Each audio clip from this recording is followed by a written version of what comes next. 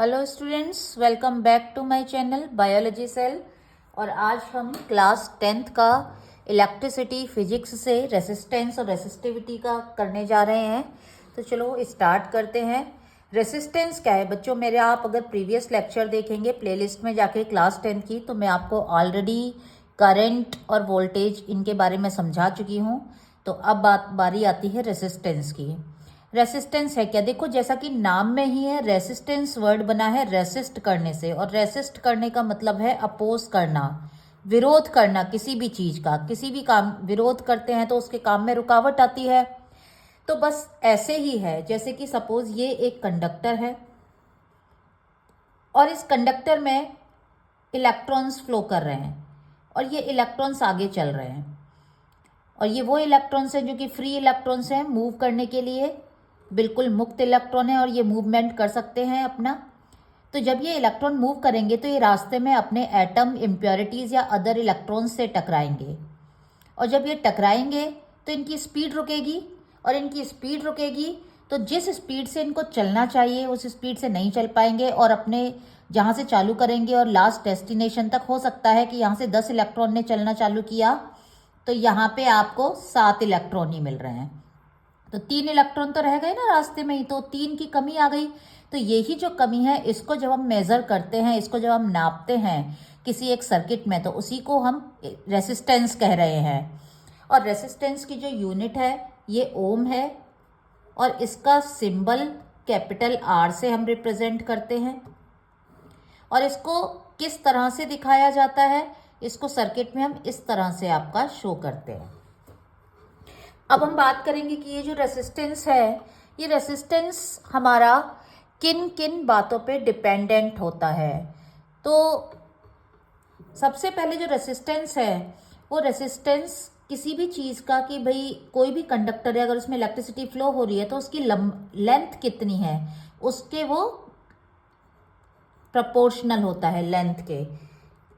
ये लेंथ के प्रोपोर्शनल है के, मतलब कि अगर ज़्यादा लंबा है तो रेसिस्टेंस ज़्यादा होगा, अगर वायर कम लंबा है, इलेक्ट्रिसिटी के लिए आपने कम लंबा तार लिया है, तो रेसिस्टेंस कम होगा।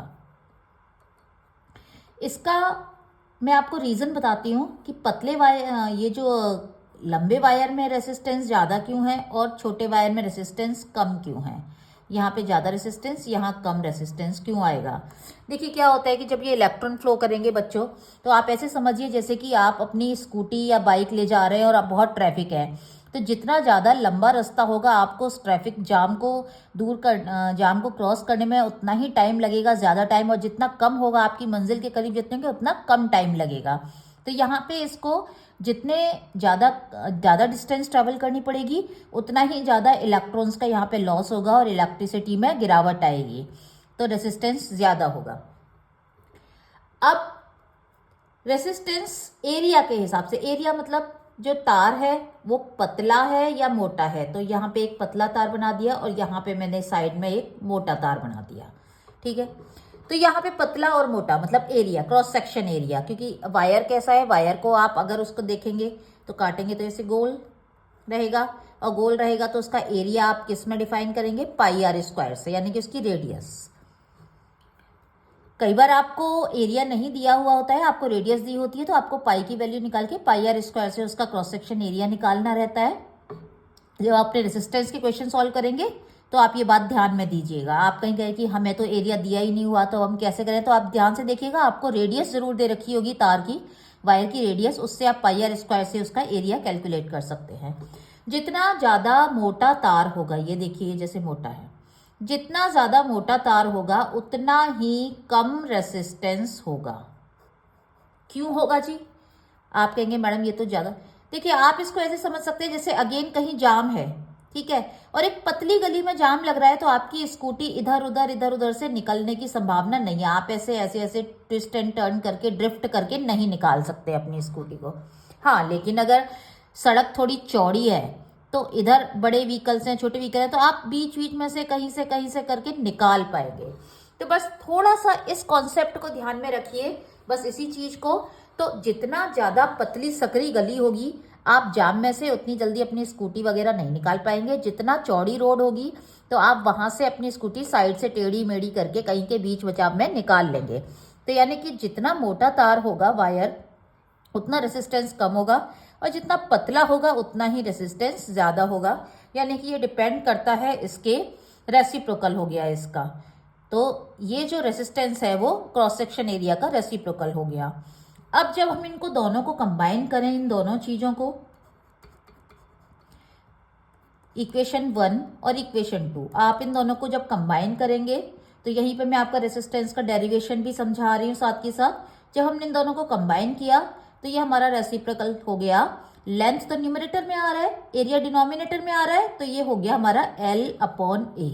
ठीक है, नेक्स्ट आगे बढ़ेंगे तो आपको पता है जब आप फिजिक्स के डेरिवेशन सॉल्व करते हैं आपको अच्छी तरह से मालूम है कि जब आप रेसिप्रोकल के सिंबल को इक्वल टू में कन्वर्ट करते हैं, रेसिप्रोकल जब आप इसके सिंबल को प्रपोर्शनल, सॉरी रेसिप्रोकल नहीं, मैंने यहाँ गलत वर्ड, जब आप ये प्रपोर्शनल के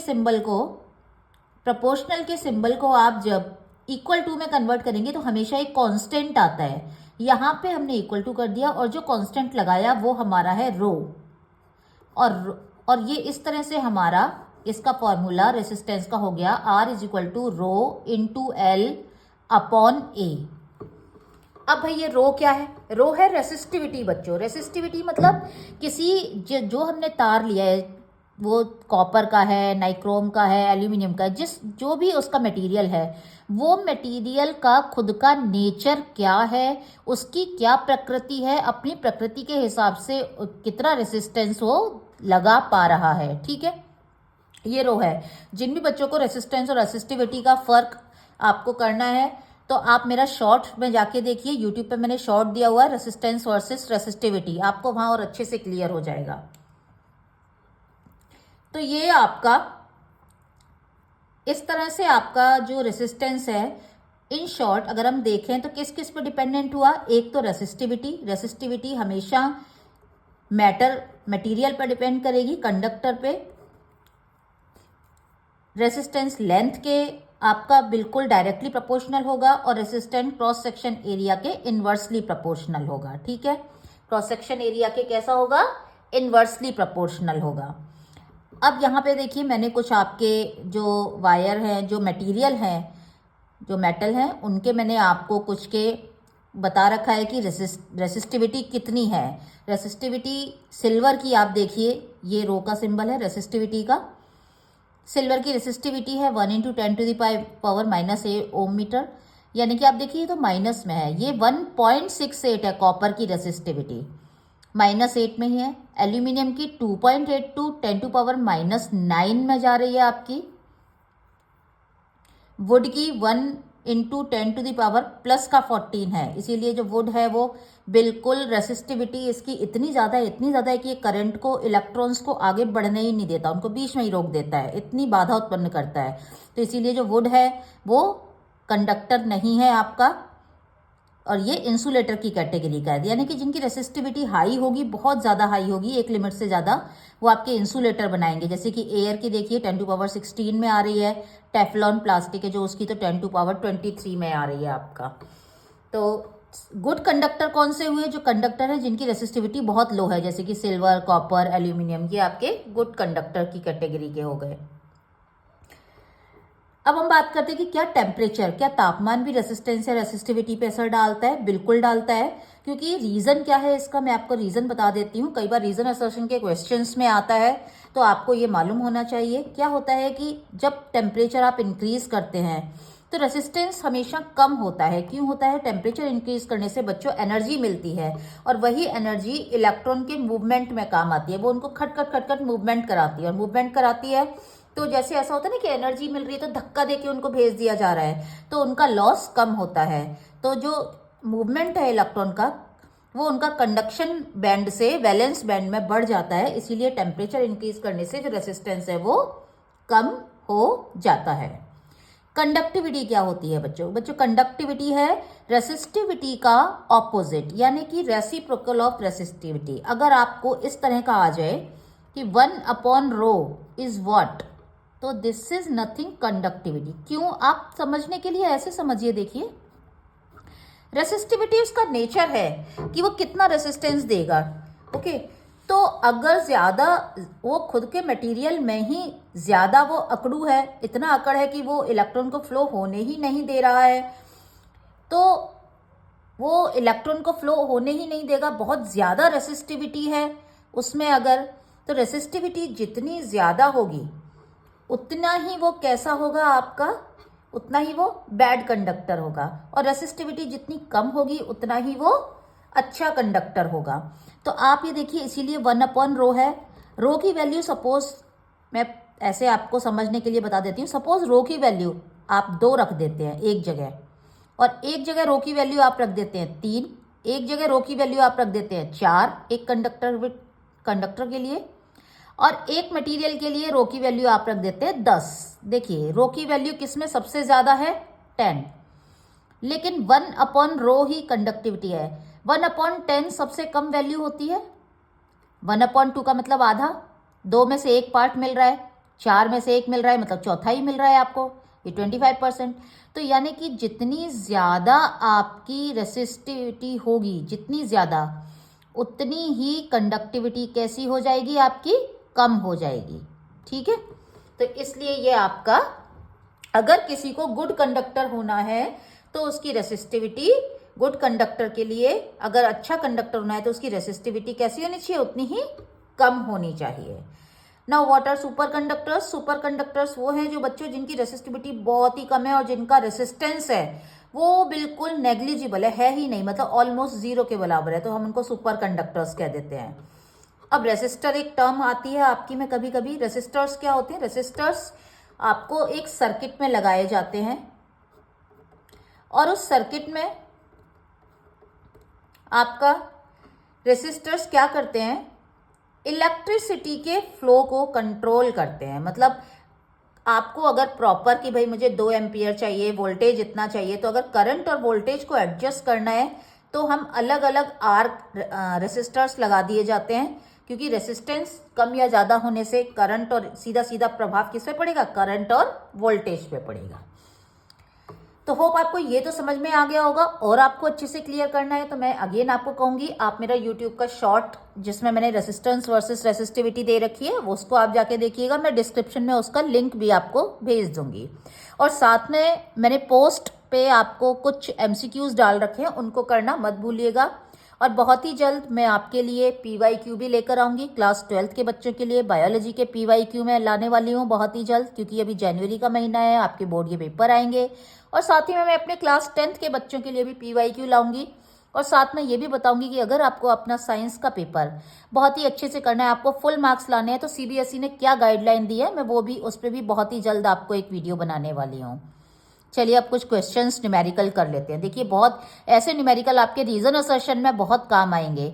देखिए ध्यान से सुनिएगा और ध्यान से देखिएगा। What happens to the resistivity if R यानी कि resistance, what happens to the resistivity if R and length are constant and cross section area is double. Question में क्या दिया है, दोबारा पढ़िए। रेसिस्टिविटी पे क्या फ़र्क पड़ेगा अगर रेसिस्टेंस, प्रतिरोध R और उसकी लंबाई कांस्टेंट है, मतलब बिल्कुल फिक्स है, उनको हम चेंज नहीं कर रहे हैं, लेकिन क्रॉस सेक्शन एरिया को हम डबल कर रहे हैं।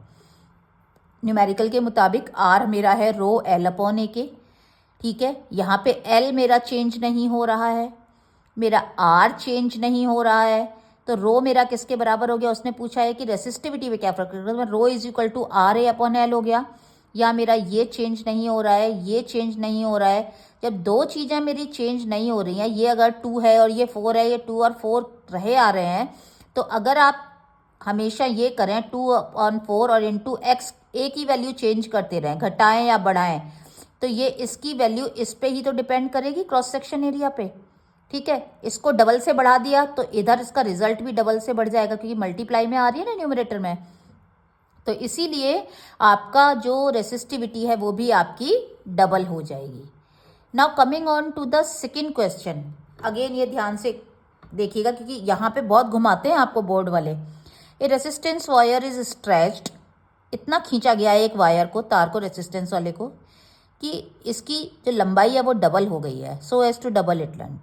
It's new. तो नई रेसिस्टिविटी क्या होगी आप बताइए बच्चों। अब पता है आपके दिमाग में क्या आया होगा? आपके दिमाग में आया होगा मैडम लेंथ पे डिपेंड कर रहा है रेसिस्टेंस। लेंथ कहाँ आ रही है? डिनोमिनेटर में आ रही है। और ये कैसी हो गई है? डबल हो गई है। तो डिनोमिनेटर में x की जगह 2x, l की जगह 2l रख देंगे तो ये रेसिस्टिविटी मेरी आधी हो जाएगी, 1/2 हो जाएगी, ये और ये तो। लेकिन यहाँ ऐसा नहीं होगा। क्यों नहीं होगा? क्या कहा है उसने? Resistance wire is stretched so as to double its length. उसने ये बिल्कुल भी नहीं कहा है कि रेसिस्टेंस जो है आर वो कांस्टेंट बनाए हुए है। अगर रेसिस्टेंस जो वायर है उसको आपने लेंथ को डबल कर दिया तो फर्क किस पे पड़ेगा? उसके प्रतिरोध रेसिस्टेंस पे। और रेसिस्टेंस भी क्या हो जाएगा? उसका डबल हो जाएगा क्योंकि रेसिस्टेंस डायरेक्टली किसके प्रोपोर्शनल है? लेंथ के। और जब आर डबल हो जाएगा, एल डबल हो जाएगा तो 2 से 2 कैंसिल हो जाएंगे। तो यहाँ पे आपका जो रेसिस्टिविटी है वो बिल्कुल सेम रहेगी, क्योंकि रेसिस्टिविटी हमेशा मटेरियल की नेचर पे डिपेंड करती है। जब आप मेरा शॉर्ट देखेंगे तो उसमें पता चल जाएगा। फिर आप कहेंगे मैम यहाँ पे आपने सेम क्यों नहीं किया? आप एक चीज़ पे गौर करना है। इस क्वेश्चन में उसने कहा है कि क्रॉस सेक्शन एरिया को चेंज कर दिया है, लेकिन हमने रेसिस्टेंस को इस तरह से क्रॉस सेक्शन एरिया का चेंज किया है कि हमारा रेसिस्टेंस कांस्टेंट है। लेकिन यहाँ उसने आर को कांस्टेंट नहीं कहा है। उसने ये बिल्कुल भी नहीं कहा है कि मैंने लेंथ को तो खींच के डबल कर दिया है, लेकिन ऐसे डबल किया है कि मेरे आर पे कोई फर्क नहीं पड़ रहा है। ऐसा तो नहीं बोला है ना उसने। यहाँ पे ये सिचुएशन नहीं है। तो जब लेंथ को डबल किया है तो पहले फर्क आर पे पड़ेगा, और उसने आर के बारे में नहीं कहा है, तो इसीलिए हमारा रेसिस्टिविटी पे फर्क नहीं पड़ेगा। यहाँ पे लेंथ और आर उसने साफ बोल रखा है कांस्टेंट है, तो इसका मतलब अब रेसिस्टिविटी मेरी क्रॉस सेक्शन एरिया पर ही डिपेंडेंट रहेगी। अब एक क्वेश्चन और मैं आपको बताती हूँ बच्चों, कई बार आता है।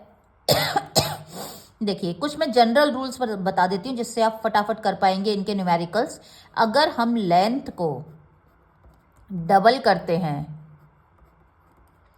तो मेरा जो आर है, प्रतिरोध है, वो क्योंकि आर प्रोपोर्शनल टू एल होता है, तो अगर मैंने किया लेंथ को डबल तो मेरा आर भी क्या हो जाएगा? डबल हो जाएगा। अगर मैंने लेंथ को ट्रिपल किया, मतलब 3 टाइम्स बढ़ा दिया उसको, तो मेरा आर भी 3 टाइम्स बढ़ जाएगा। ठीक है, यानी कि जितना आप लेंथ को डबल करेंगे तो रेजिस्टेंस डबल हो जाएगा, ट्रिपल करेंगे रेजिस्टेंस ट्रिपल हो जाएगा। लेंथ को अगर आपने आधा कर दिया, हाफ, तो रेजिस्टेंस भी आधा हो जाएगा, हाफ। यानी कि अगर 7 ओम था और लेंथ आपकी आधी कर दी तो वो आपका 3.5 ओम हो जाएगा। लेकिन कब? जबकि आपका रो और ए पे कोई फर्क नहीं आ रहा है। रो और ए कैसे है? कांस्टेंट है। ठीक है, तब का केस है। इफ रो तो कांस्टेंट ही रहेगा, वो तो अगर मटेरियल जब तक चेंज नहीं किया है। अगर कॉपर का वायर है उसी में ही, उसी वायर को स्ट्रेच करके कर रहे हैं, उसी वायर को बिल्कुल मोटा कर दिया थोड़ा सा, तो ठीक है, या उसको काट दिया, आधी लेंथ कर दी, तो अगर आपका क्रॉस सेक्शन एरिया कांस्टेंट है तो ठीक है, तब की मैं बता रही हूँ सिचुएशन लेंथ। और अगर आपकी जो लेंथ है, अगर आपकी जो लेंथ है वो कांस्टेंट रखी आपने, उसको कोई फर्क नहीं दे रहे हैं, लंबाई जितनी वायर की है उतनी है, लेकिन वायर को आप क्या कर रहे हैं? मोटा या पतला कर रहे हैं। मतलब कि उसका एरिया है वो आप उसका एरिया बढ़ा रहे हैं डबल से। तो क्योंकि ये कैसा है? उसके इन्वर्सली प्रोपोर्शनल है, यानी कि 1/a। यानी कि पहले a था, अब नया वाला क्या हो गया आपका? 2a हो गया डबल से। लेकिन 1/a और 1/2a एक दूसरे के कैसा हो गए? आधे। तो यानी कि ये डबल होगा तो r आधा हो जाएगा। ठीक है, अगर ये ट्रिपल होगा तो ये 1/3 तो ये कैसा हो जाएगा? 1/3 हो जाएगा पहले वाले का। भाई 1/a और 1/3a, तो ये कैसा हो जाएगा? 1/3 हो जाएगा, क्योंकि ये उसके रेसिप्रोकल है। हाँ, लेकिन अगर वो रेडियस की बात करता है तो यहाँ आपको ट्विस्ट देना पड़ेगा। अगर वो कहता है कि रेडियस डबल कर दी गई है और लेंथ कैसी रही है आपकी, सेम, लेंथ कैसी रही है बच्चों, सेम, लेकिन रेडियस डबल कर दिया, अगर ऐसा क्वेश्चन देता है तो आप इस केस में रेसिस्टेंस क्या होगा, तो इस केस में बच्चों रेसिस्टेंस क्या होगा, R is equal to rho into L upon A. देखो रो तो अगर कॉपर का वायर है उसी की लेंथ आपने सेम रखी है और रेडियस डबल कर दिया तो रो तो सेम ही रहेगा, तो इसलिए मैं रो को तो हम कंसीडर ही नहीं करेंगे। लेंथ सेम है तो लेंथ तो एल ही रही, पहले भी एल थी अभी भी एल है। अब रेडियस का मतलब है पाई आर स्क्वायर, यानी कि आर अगर डबल हो गया तो डबल का मतलब है 2r, तो r की वैल्यू हो गई 2r, हुई कि नहीं, और 2r को स्क्वायर लिखना है तो 2r इंटू 2r, तो ये आपका 4 हो गया। तो ये आपका नीचे कितनी फिगर आ गई, 4। ठीक है, तो यानी कि अगर आपने रेडियस डबल की तो r आपका कैसा रह जाएगा, क्वार्टर, चौथा ही रह जाएगा, 1/4। 4 की फिगर आ गई ना नीचे डिनोमिनेटर में। यानी कि रेडियस अगर आप डबल ट्रिपल करेंगे तो रेसिस्टेंस उसके स्क्वायर से घटेगा। किससे घटेगा, स्क्वायर से। अगर रेडियस आपने ट्रिपल कर दी तो 3 का स्क्वायर होता है 9, तो रेसिस्टेंस हो जाएगा उसका 1/9, यानी कि 9 टाइम्स घट जाएगा। ठीक है, तो आपको बिल्कुल भी कंफ्यूज नहीं होना है। कभी कभी क्वेश्चन ऐसे भी दे देता है आपको बच्चों कि सपोज लेंथ कर दी है डबल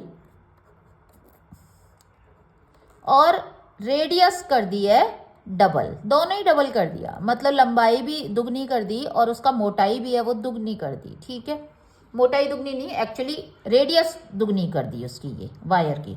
तो क्या फर्क पड़ेगा, अब आप देखिए इसको कैसे सॉल्व करेंगे। आर रो तो सेम ही है, उसी मटेरियल को किया गया है ना, उसी मटेरियल, सपोज वो कॉपर का वायर है तो कॉपर के वायर पहले था और अब उसकी लेंथ डबल कर दी है नेक्स्ट में और उसकी रेडियस भी डबल कर दी है। तो क्या करेंगे, तो आप एल की जगह 12 रखेंगे और एरिया हो गया पाई आर स्क्वायर। अब आर तो हो गया 2r, तो 2r 2 बार होगा।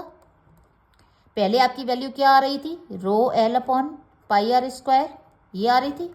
अब आपकी नई फिगर क्या आएगी, ये हो गई 2l, 2 से 2 कैंसिल हो गया, एक ही 2 बचा नीचे। ठीक है, अब आपका हो गया रो, नया रेसिस्टेंस आपका हो गया rho L upon 2 pi R, हो गया 2 pi are square, okay, R into R. अब फिगर नहीं क्या गई, ये तो पहले भी कॉमन ही था।